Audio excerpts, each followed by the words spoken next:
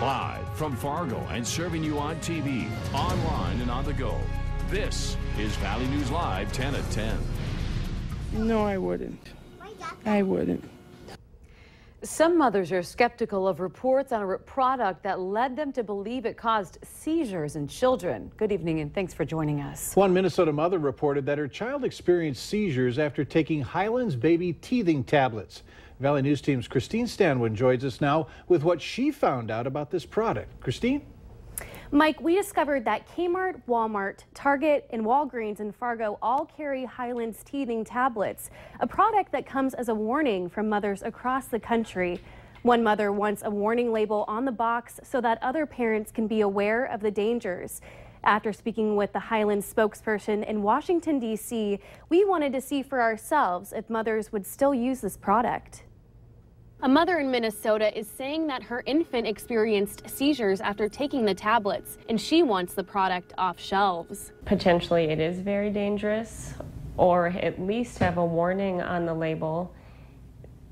Get it taken off the market if it's going to be that dangerous. Mara Soto and her husband gave a Highlands Baby teething tablet to their son to soothe his discomfort from cutting his first teeth. So how easy is this product to find? We stopped inside Kmart off of University Drive in Fargo to find that they sold the Highlands tablets in the baby section of the store. An expecting mother of 5 says that she has used the product before, but won't after hearing about the reported seizures. Afterwards, I wouldn't give them to my baby. We reached out to Highlands on the baby teething tablets, and all they said was that a reaction can occur. If you read the label of the teething tablets, it clearly states that sometimes children might have an allergic reaction, like they do to bee stings or bread or anything else. And if the child should develop any kind of reaction, just discontinue use. We also reached out to Sanford Medical here in Fargo, and they said they don't have enough information on the product to comment. Now, the Minnesota family believes that the active ingredient, belladonna, is the cause of the seizures. It is also considered to be a poisonous plant. Highland released a statement on their website saying that there is no scientific link between the ingredient found in the tablet and seizures. Mike? All right, thanks, Christine. If you have used Highlands Baby teething tablets and your child has experienced seizures, contact a pediatrician immediately. Nationwide, 24 police officers were gunned down this year, and in the past 2 weeks, there were 5 killed. In Fargo, officers trained to always know what's going on around them. But they say it's impossible to always be on high alert, especially when they're off duty. Here is what Fargo Lieutenant Michael Mitchell had to say tonight when we asked him if he believes officers are being targeted. You know, it's hard to say. It seems like society as a whole at times has kind of shifted, and I think we're in one of those shifts now where we're seeing more violence against innocent people. Lieutenant Mitchell says the Fargo Police Department is trying to become more visible and better connected on a person-to-person level with the public. A UNF fraternity has been ordered to restrict all formal activities by its international headquarters until an investigation is over into what some say is a hate crime. The national headquarters for Lambda Chi Alpha is taking the allegations against the UND chapter seriously and says it's working with law enforcement in Grand Forks in this investigation. In a written statement, it says they have a zero-tolerance policy to discrimination. The investigation centers on what happened at a party at the fraternity Saturday night. The victim says he doesn't go to UND and was there alone after his friends had left for the night. Family members of the victim tell us that people at the frat party didn't like how he was dressed, harassed him for being gay, stripped his clothes off, and beat him up. The victim says some people nearby brought him clothes so he'd be able to talk with police.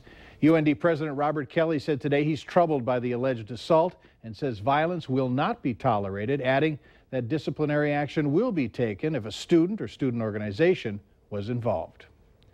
Fargo's a vote away from earlier Sunday sales of alcohol. KFGO News is reporting it could be allowed in Fargo bars and restaurants as early as September 20th. The City Commission is expected to vote on it at its next meeting. The ordinance change, this would only apply to on-sale liquor and follows a decision by the legislature to allow 11 a.m. Sunday liquor. Liquor stores will still have a noon opening. One lawmaker is concerned about what ends up on your kid's lunch tray. New York Senator Kirsten Gillibrand says time is running out on important legislation that would keep nutrition at its best. Today was a collaboration of food and nutrition advocates passionate about bringing nutritious foods to schools across America. Senator Gillibrand wants to keep things like fruit and vegetables a requirement in the bill, ensuring that kids have at least a half a cup every day. She also wants to expand access to people in rural areas. We have to do more for our communities and our kids to make sure they get nutritional foods and to make sure that our schools can actually accommodate the standards and have the resources they need to deliver healthy meals for our kids that they'll actually eat. The Healthy Hunger-Free Kids Act is set to expire at the end of this month.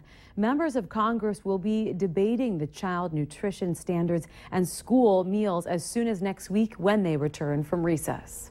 More than 100 licenses remain after a lottery for swan hunting in North Dakota. Only hunters who do not have a swan license for the 2015 season can apply, as regulations allow hunters one license per year.